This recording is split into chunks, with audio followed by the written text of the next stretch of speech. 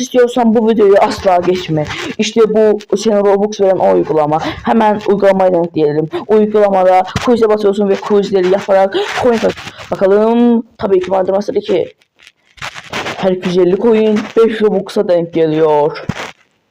Robux'ları aldıktan sonra burada Roblox nickname'inizi yazacaksınız ve Robux'tan sipariş vereceksiniz. Bakın toplam 15 Robux buradan sipariş verdim. Diğer uygulamaları da öğrenmek için yorumlara yazın. Tam bu videoyu 50 like bekliyorum ki ilk part 2'si diğer uygulamalar gelsin. Çak çevir, video izle, arkadaşlarına davet ve kazan. Daha hızlı daha fazla Robux almak için alttan ön butona tıkla ve buradaki yapılan verilen görevleri yap. Binlerce, yüzlerce Robux'lar kazan, binlerce, yüzlerce Robux'lar kazan.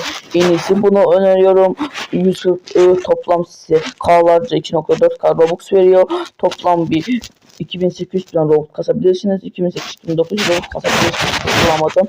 O zaman